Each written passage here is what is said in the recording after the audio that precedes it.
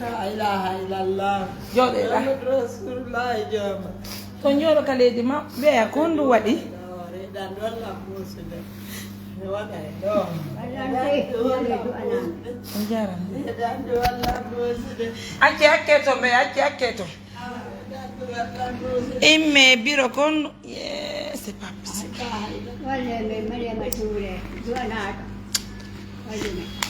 ye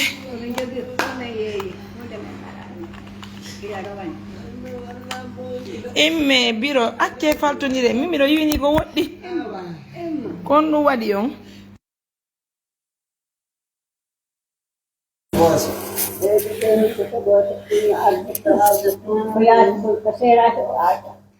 Niko pampe sio miwani.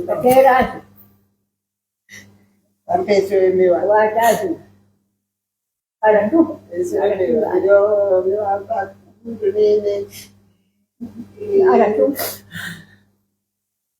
biro na lato no haysi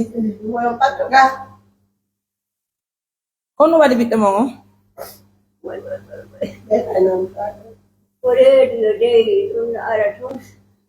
honno no ara ton on mo yuppade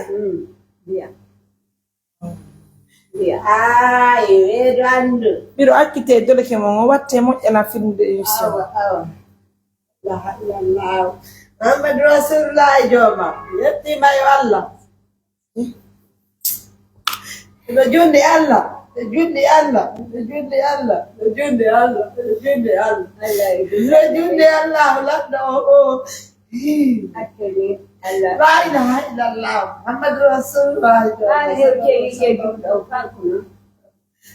Jundi Allah. Jundi Allah. Every day, jundi Allah. Jundi Allah. La ilaha illallah. Muhammad Rasulullah joma. Rendo no uso la nella ano mosa. Ano mosa. Konukan. Ano mosa. acce waɗon doy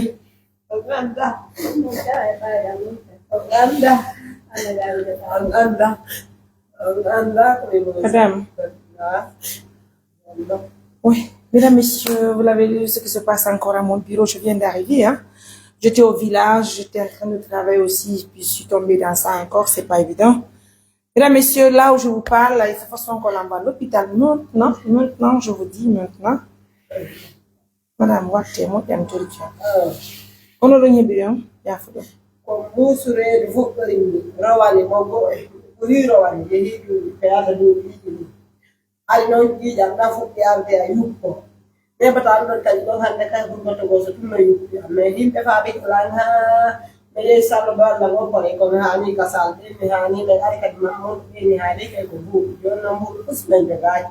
Muda ko men jogi no ko hay mira hoy ar ko do Pop ni usa del garage ko biro ani usa le kat mo yahud ala ko be ko ya la de ya de Allah te de ron kare ai to Allah fi Allah no la ta wal chame wala no wal chame je ji madwana je ji ma fi Allah te de wala wal fi mo Allah Musa mo ka do Musa wa ta de su Allah no kai no sedi no no ka woni no ko Allah no sedi ka no woni Allah ay kalmar la kali mo anda fay no okora bangala ajanna nate Allah ajanna bayiwa Nene. ajanna nato man ajanna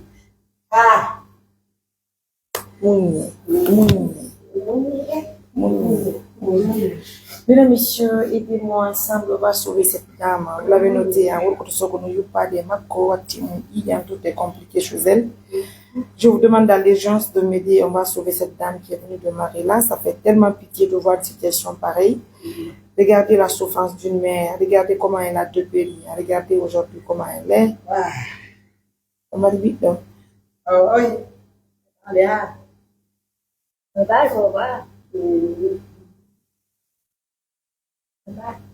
Anni ko ɓe ma fetti reedu hakkida e nawnaade nde ɓe fetti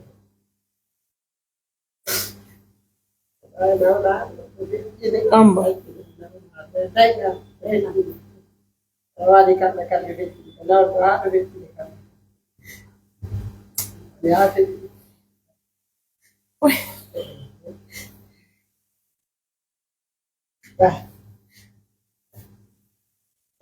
goso muɗum ɗon no ala kadi ɓe feewu nde yahurta tulkongol ɗum on no arde tun no arde tun no arde min yiɗayo du'anaɗon ɓe noddude men tum ɓe lanndon musidɓe ono wonɓe sivude assistance humanitaire d'urgence nokkala ka wonti ɗo mbiɗa salmini on mbiɗa weltani on moƴƴa regardez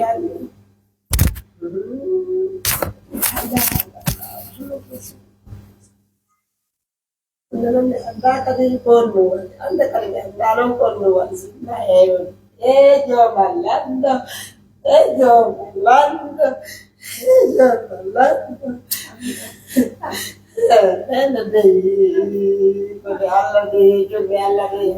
Super, vous l'avez noté, aidez-moi rapidement, on va sauver cette dame. Chacun pour quelque chose, 1, 500 000, 1, 10 000, 1, 20 000. Ça peut m'aider, on va sauver cette dame. Je vous prie humblement, on va essayer. On va essayer. Ne mettez pas la tête de mort, s'il vous plaît. Si vous voulez assister, c'est le 629 88 43. Allô, assalamu alaikum. Oui. Ondiano. Combo.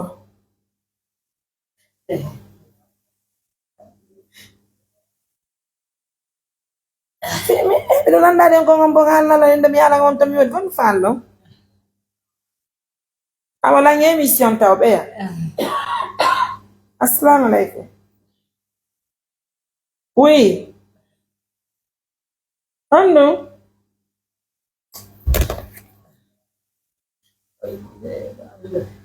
Mesdames, messieurs, essayons de sauver cette dame.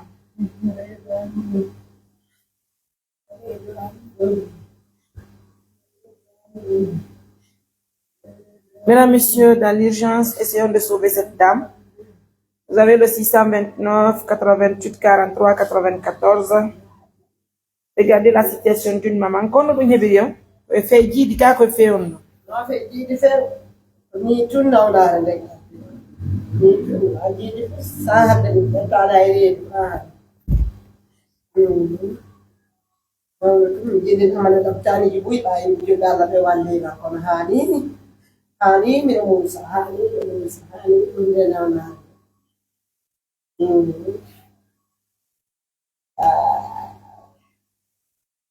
ɗo nde nawnaare nde wondere may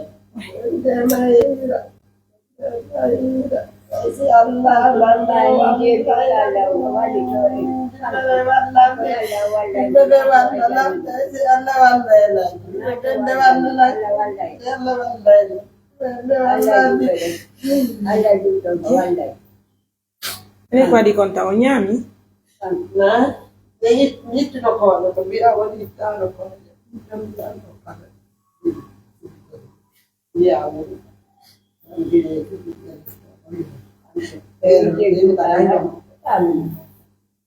ila bil hal lam ala adin ala holi bilema bayo bayo ala wala mo wala aɗo kore ɗon ɓoositala ɗum ba ala holi diri nato aljanna ni wala de taake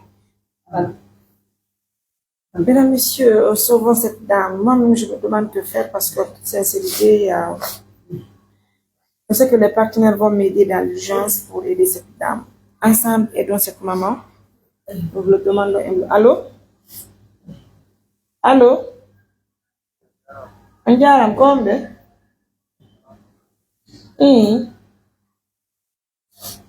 Combien? Ah, mais dans une émission, là. Arrive là, la mettre là.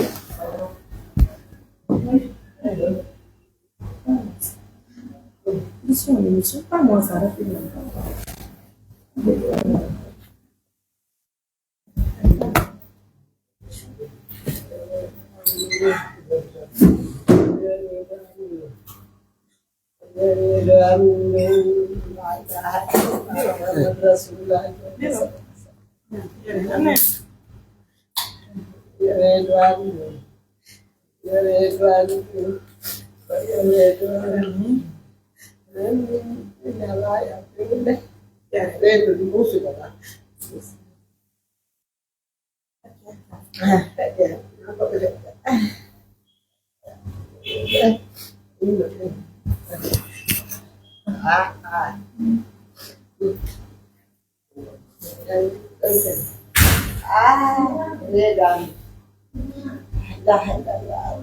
Muhammad Rasulullah.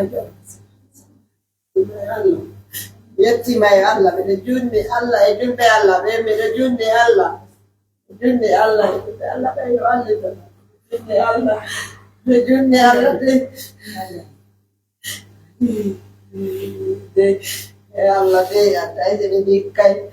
Dai de dikkai, dai de dikkai. Dai de dikkai, dai de Allah Allah dikkai.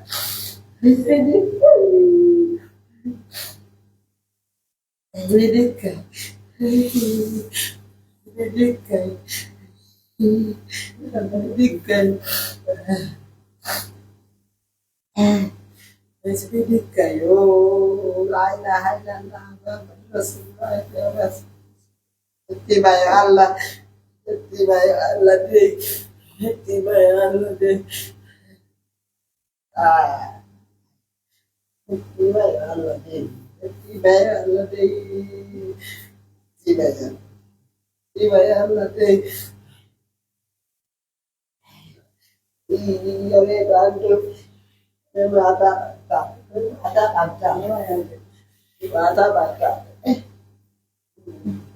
baca, ini dari dulu sudah lah,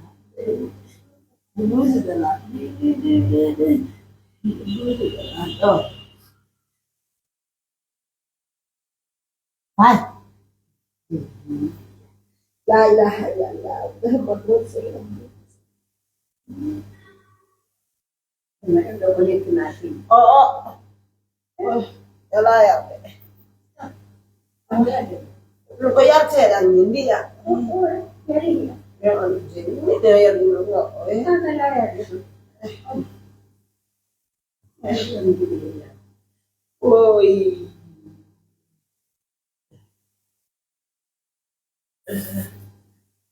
Oi.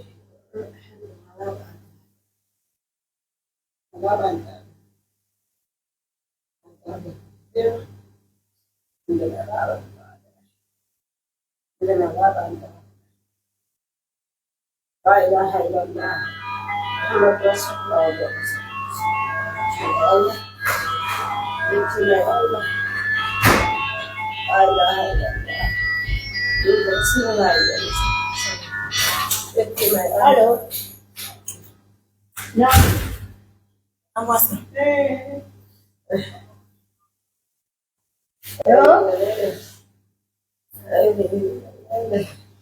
Biro. Come fai là? Qu'est-ce qu'elle va manger? Come andiamo con? Min mi da hai, alla nyam. làm sao? Nyam. Mua sao chú? Da hai. Mua sao chú?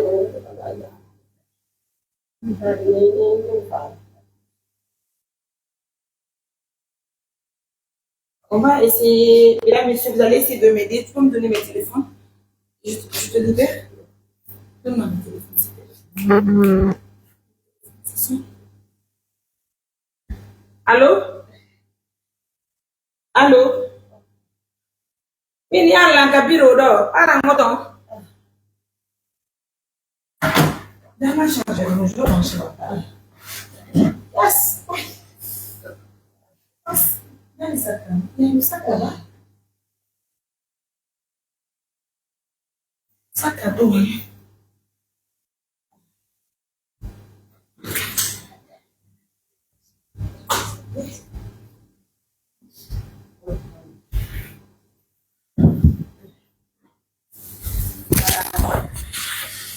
Tu as vu mon sac? Mesdames, messieurs, vous l'avez noté.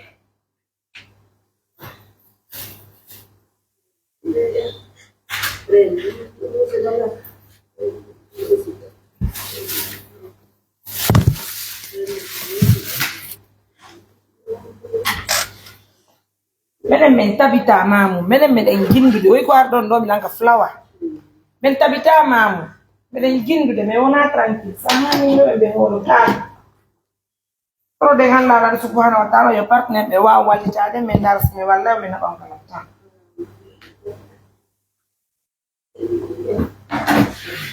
ya no charge. Mesdames, messieurs, merci à nos millions de partenaires. Vous l'avez noté, c'est une femme qui est devant nous. De toute façon, elle a mal au ventre, donc avec le problème où le mari on tient de revenir pour que tu pardon pour y pour devenir. Alors aussi mais chacun pour quelque chose. Ensemble, on va sauver cette maman parce qu'on ne peut pas de toute façon la rejeter maintenant.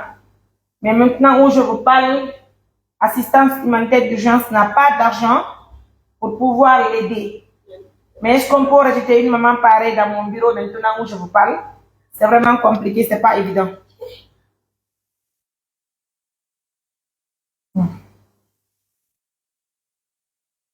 Donc nous vous demandons humblement de nous aider.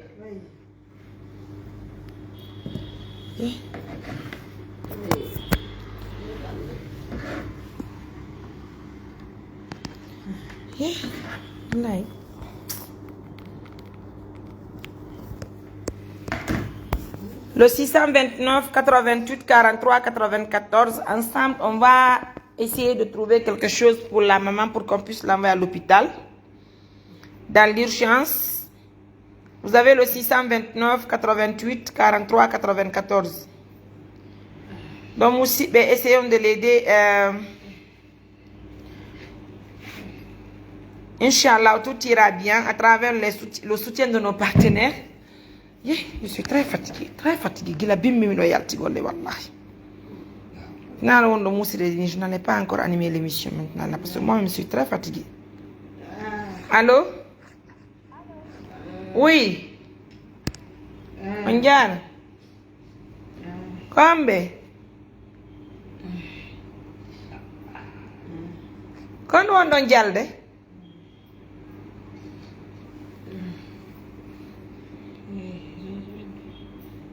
Je me demande comment sont certaines personnes en fait.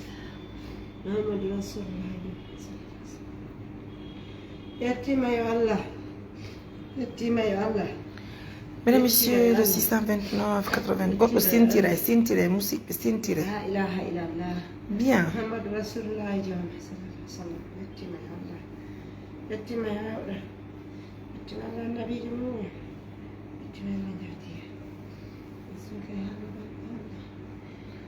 Tu vas trouver à manger pour la maman. Toi-même, je te libère car.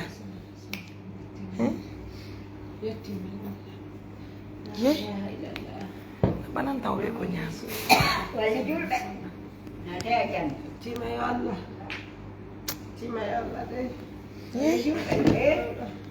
Allô?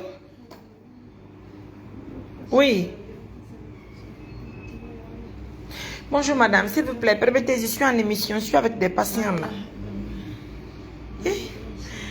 Mesdames, messieurs, partagez-moi la vidéo. Nous sommes dans une urgence qui est extrêmement urgente. Vous l'avez noté, c'est tellement urgent. L'état de cette femme nous inquiète tous.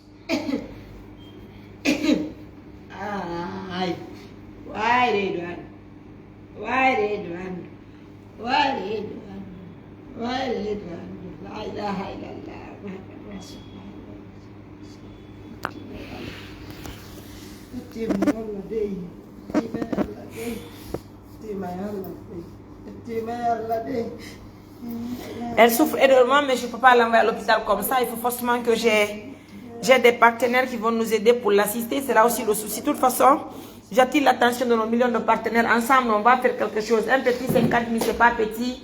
100 000, c'est pas petit. 10 000, c'est pas petit. 30 000, c'est pas petit. 20 000, c'est pas petit.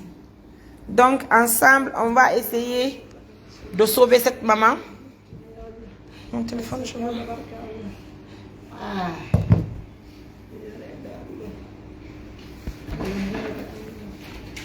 Thank you. Jam. Ani non fiel mama na yo to go watti on la émission taw nya watti wattali ngo fi yalla mi jeje mi rek anani ko min no ma kan Wana de tamen kadi be heddi do ngal ari do wata. Ganna mun non fi alla sabi oto.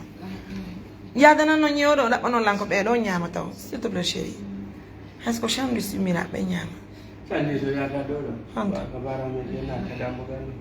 On est no chandus. Wata ñamde Adem. ɓe ko siko ñiiri foyne mara ko ñiiri defandara no loppi ɗum ɓe ñamata Be nyamata chandus e biredi? ɓe wata ƴakkude ɗum ɓenneɗen ndaara mais no wawa ƴakkude teewu ɓe wawata Fi alla envoie mon sac, pardon. Lawtiram koy. a ɓamdade mi ɗoyi Ma so do ni pulon do ri gram kura ko 30. ko taɗaji joni ɗum no ɓennaɗe ɓe bonna mbuɗi maɓɓe ɗi awa Ei ko ñamde Mais andate me ta fogne do ni de. awa koy heɓuɗo wonde haali. On peut trouver le fournier maintenant. Heɓuɗo won haali heɓuɗo won. Vraiment, il y a trop de difficultés dans ce qu'on fait maintenant. Ne, ndara no yahi. Siwta haako bantaram siwta haakuji. namde on laafima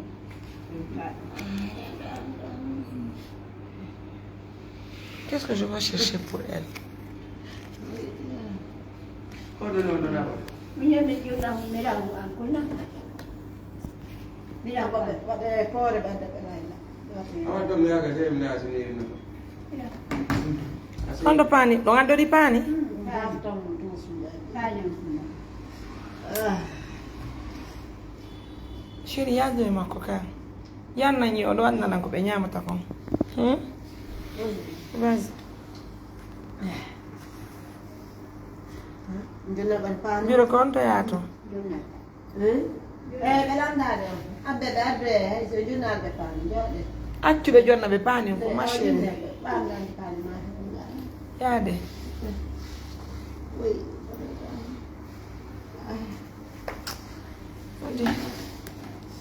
Hara esken no yonay a ñama ñiiri ka chérie. mi haari ɗum nini E accu faltodire ha yawde nga labtan ɗo sa ñamari ɓe mematama. haari woni joyi miɗo haari komi yarno kafe ɗen dimbiredan mi waɗi tifti kafe waɗi beermi mi waɗi konto mi yar ɗeɗen tew anda sina mon musi waɗo ako woy komi yara ñama bo kunnina ɗum ɗon heɓani mi jawɗono seeɗa kono hande noon komi dimbi konko otto mi yara ɗum kafe ande yettude allah few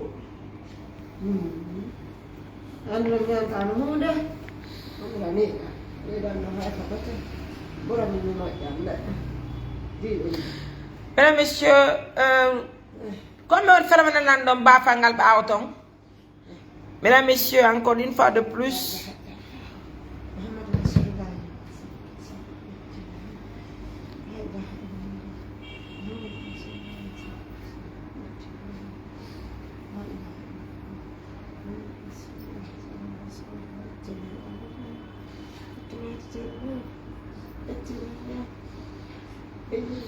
goɗɗo ko heɓi yo ko yo sintir, julɗo ko heɓi yo ko yo sintir.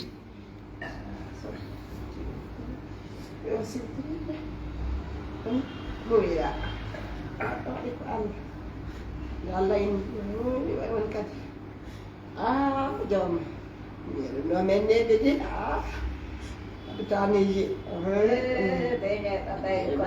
neɓe ɗi kodi ɗum ɗo ko wonki ngane Allah noon ɓa Allah. ɗum ɗo Ɗum ɗo ko foɗani. Ko foɗani ko ɓaade hawde e juuɗo Allah. Ko sa jaɓi yojinoɗa. Sutoɗen o ɗo e Allah. Sutoɗen o e Allah. min mi ala soko nder nawnare an ɗo go yahande O e no woni ɓurɗan. Voilà, no woodi dow ɓurɓe ma. nawnare kamde muuside kam kadi awa Woodi ɗo ɗum tawi kom joɗiyoɗo tawi ko ɗum ɓeema Koko joɓɓiɗami ɗum ɗani na watoɓe suudu. Ɗum mbeɗa andi. A heɓi hitande. Ɓurani. A wata koye ɗum. Ko terrasse. Ko atto waalo ka suudu. Ardi tum. billahi a ɗoga naatiɗo o watano hatde hakkude billahi wallah ɗo arde Ɗuuɓɗi haɓe. Kala ko waɗa. E biro. muñane yalla nan nen mi suci o ɗo e Allah ba Allah hollidiri en nato a jannani o miɗen mbi yeah. Allah Moi-même, je ne sais pas dans quoi je suis comme ça. Allah waɗi ɓe windi ɓe coggu lekkele tawi anna kadi wala coggu lekkele wala o ko opporte en noon ƴetta lekki taw siɗa oppata kono hay coggu lekki ki jaɓaki minen dokkudekke ɓaki Allô? oy Allô? Ça va? Bien, oui. Madame, je suis en émission. Je peux vous revenir un peu plus tard? Ok. ouais. Non, mesdames, messieurs, maintenant, j'anime cette émission. Je vous demande humblement de partager la vidéo. Vous et nous, ensemble, on va trouver quelque chose pour le traitement de cette dame. Allô? Allô? Madame, mini la golle madame, permettez s'il vous plaît, j'ai go pigi di fo. Acce mi ganda be do taw. Ye?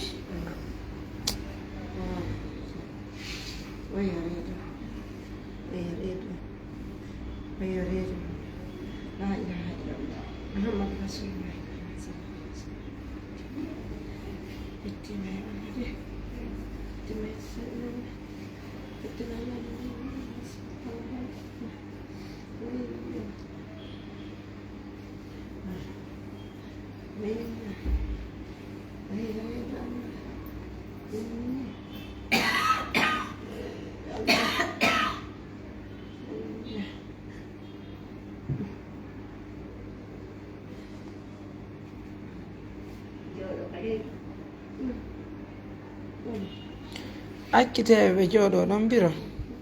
En jodo don ko goto. Mariama Touré Mariam ɗum no wuri tum mara lekki adde nawnare man de ɗo wuri tum Biro, acce onon kadi appola tan taw nene bo ani ko goddo si nawni ko ya yondino. On fami goddo no doit yondinade, c'est la première des choses. Tawde kadi biro fait menen mojo ko mojo bere men mari min nami docteur jogoy min nami nyawndo min ko mojo bere men jogiti mojo bere ko men mari kon ko waltoto no miskina be julbe Allah be no halir don doni mi huwa e faabo e partenaire be amen be mi daras be wallahi men andina be nawnare biddo mon awade on tini ko si partenaire be amen be wawi wallude men bien jaɓi de mi jaɓi eyo on tini ko dum do wata me wallitade jaɓi mi gadi joni haray on jebbiloto woni ndaren si julbe Allah be wallahi ngo fi Allah woti annabijo o yimi ala gar lanka flawa ko joni mi mi hewtiti jaɓi few o yi pigini fo wata kippidede ko Allah de Allah ko mi seede jaɓi mi wetani kam eyo joni haray ko si tawi woni partenaire be walli en wawen e darde ko honno mi wata nabirde on kala ta woniri nde gongam mi jaɓi fewde donc mesdames messieurs jaɓi de merci à nos millions de partenaires qui nous suivent de près. Je suis en direct dans ce live. Ensemble, vous et nous, donnons-nous les mains pour sauver cette dame. Cette dame en image, vous l'avez vue. C'est une dame qui a un petit souci aujourd'hui qui mérite le soutien de tout le monde et l'attention du monde entier. Elle souffre énormément. Et oui, ma coco pas personne qui peut bâtir donner. Si be ti pam person haray bol e no yuppade be wonata e suudu haray urngol ngol no arde ko be naati o hibe radede e wi mabbe hay juulugol be akkino juulugol hebi ko yata hitande kono bayno Allah no andi ko nawnaare nen hatta be juula haray Allah joytortota ko be dum don kati musibbe nokku kala ka wontir don fe no saayido haray meden tori on ballal mais on va sauver cette dame. Essayons de la sauver puisqu'il le faut.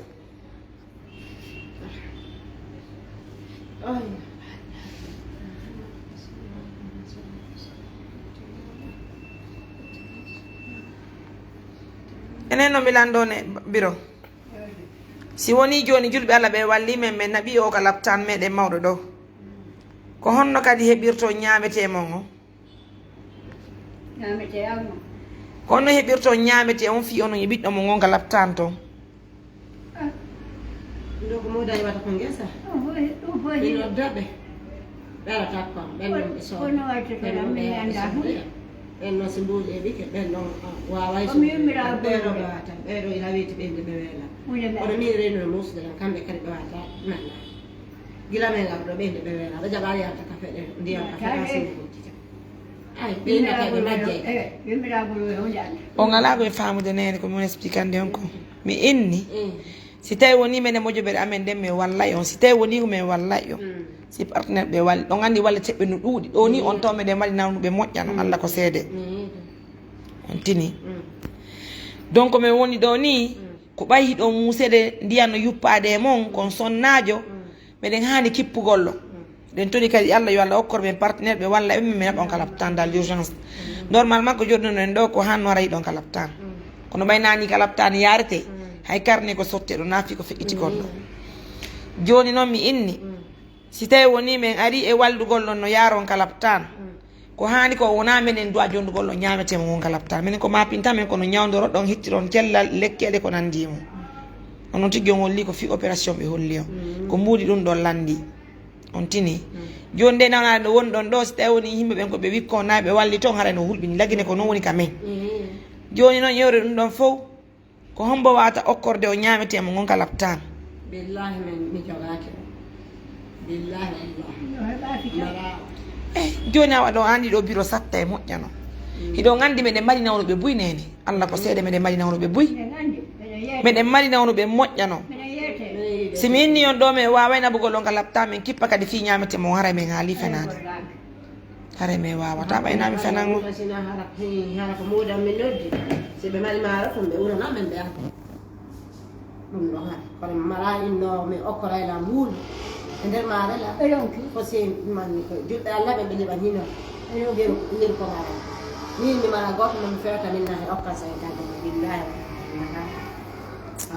kono en nodda ana yewti fe en nodda e daare himaaro ara aro na maaro arata biro ɓay minen na min defata haray ala ko defa andi are mi aɗaga maaro ari ay maaro kadi assalamu aleykum maaro ari heɓi duuɓi ɗiye tumaru rem est ce que ko fistine nanguimo c'est là le problème allo oui assalamu aleykum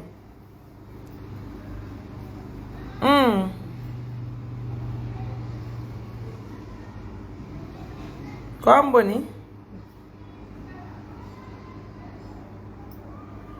alors madame permettez de me rappeler après parce que je suis en émission hein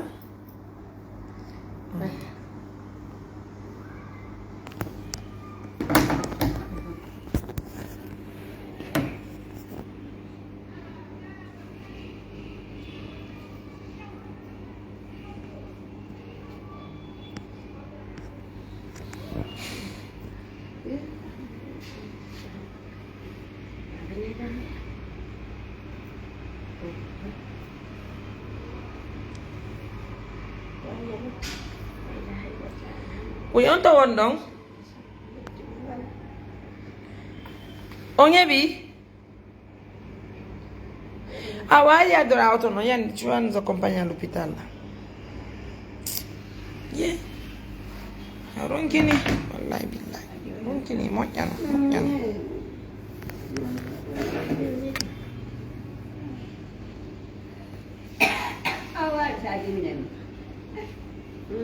comment ay ɓe diwnayi par ce que ɓe ala jaɓuɗe ñamude minen mbiro ko to soñju men yeeyi par ce que on jaɓali few miɗo haari hakkude Allah miɗo haari si goɗɗum no waɗi on ɗo non jonka bureau ɗo kadi siko bulla bulla on miɗo haari te ñarra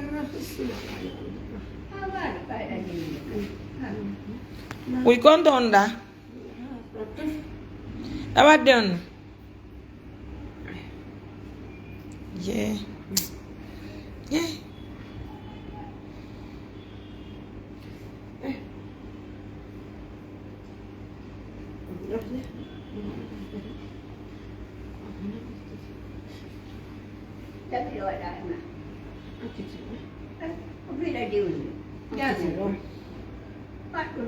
ono accite ɗo ono acciggani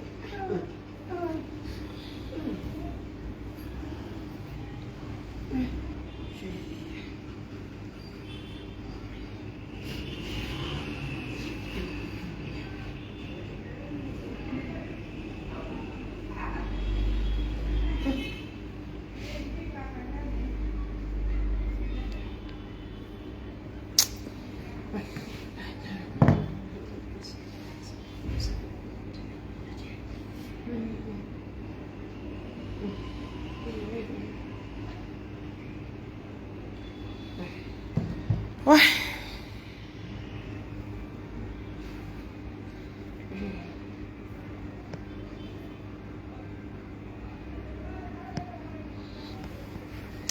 En tout cas, un grand merci à nos millions de partenaires. Merci d'être là. Merci de nous préférer parmi tant de personnes.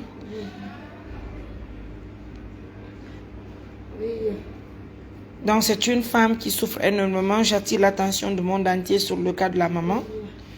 Elle vient d'arriver à mon bureau et la situation est très compliquée puisqu'il faut forcément qu'on l'envoie à l'hôpital maintenant.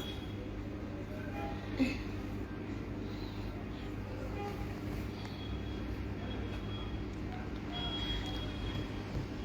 faut qu'on l'amène maintenant là. Mesdames, Messieurs, vous avez le 629 88 43 94. Encore une fois de plus, je vous ai laissé mon numéro WhatsApp et mon numéro direct pour sauver cette dame.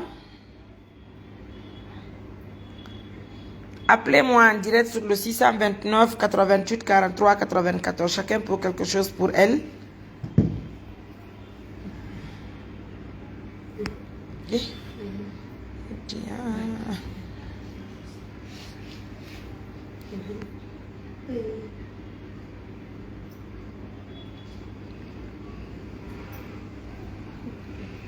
Ouais.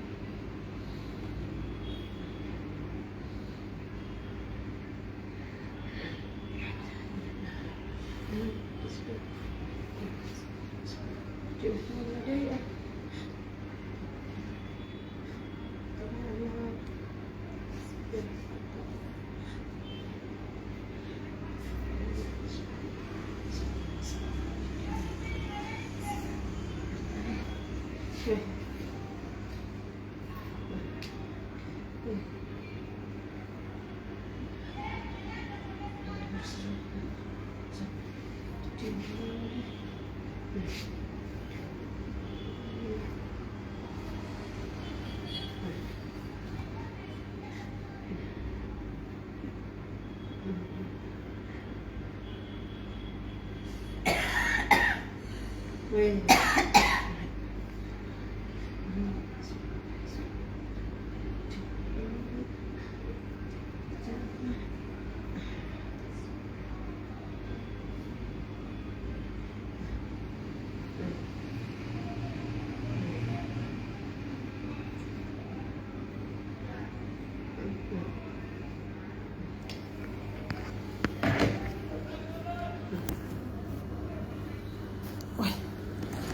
Nodde ɗo dottere ɓenni ka nimre no sonde ɓe ala décrochata.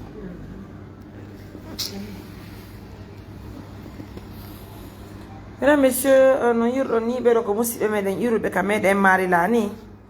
Ara ɓe yewtima mum ɗo no yirɗon ɓe ɗo ni état maɓɓe no woni critique moƴƴa.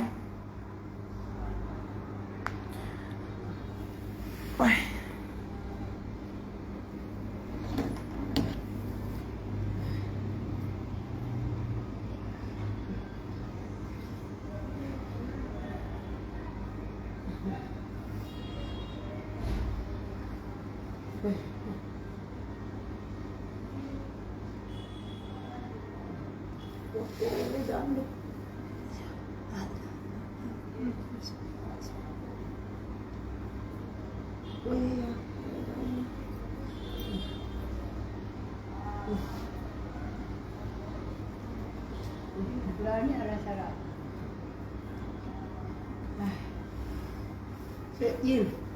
Nè.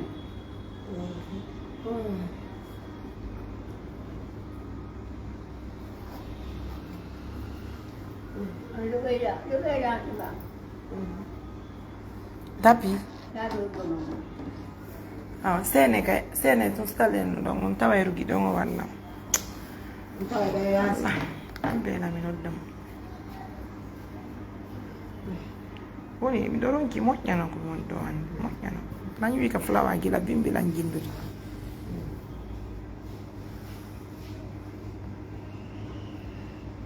Je vais arrêter de filmer quoi.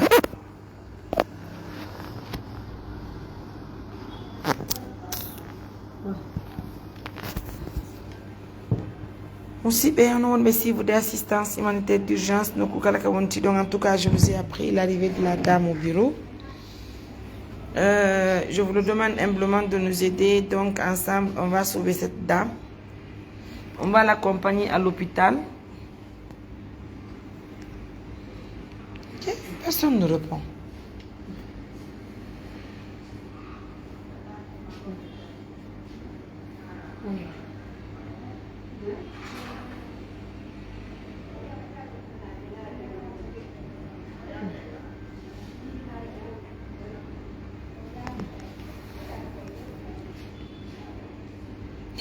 Biro waɗa e hoore mum yare ndiyam ɗan kene ɓe on jaɓani ñamude.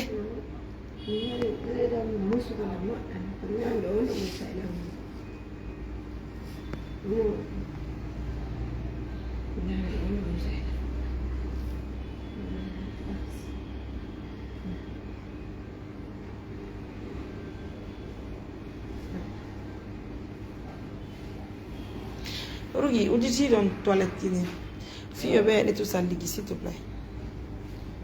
Allô? Utani ɓe yumiraɓe ɓe to salligi ɗon. Kon ɗum accu ɗum kala kon ɗum non. Ñirɗi ko poore waɗ ɗon waɗan waɗa ka paani maɓɓe.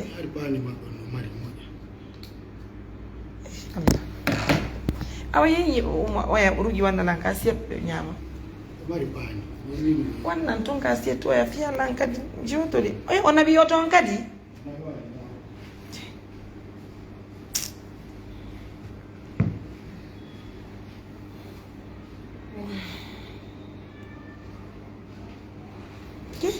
I go to ala di poso ma.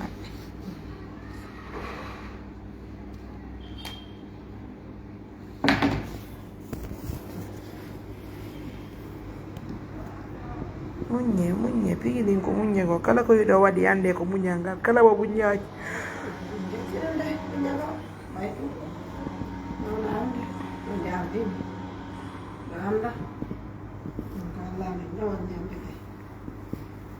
Ngai na hak laptan dulu. Lewat lama bingo ko be opare. Kono kane nyam ta lekke. Me ba na jugo lekke to. Na ta opare. Me. Ai pasen me. Ai moni ko kila samme ko itti jakka ko kila samme ko me pasen. Me fala do. Na hande kono pasen tayala. Na pasen.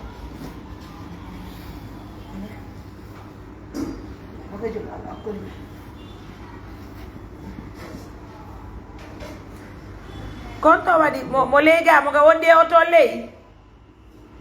Kawe, comment ça va chérie? D'ailleurs bien. Comme Mariam, docteur n'est pas là, né? Oui, il me l'avait dit alors. Voilà, tu es à l'hôpital. J'ai un souci avec une dame.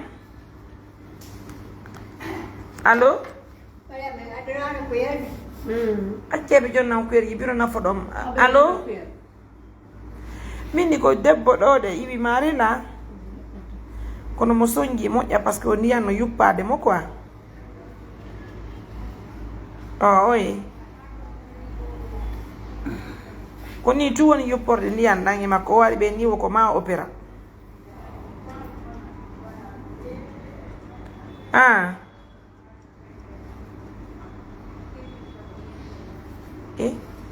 Jon non docteur ala ko non joni warte.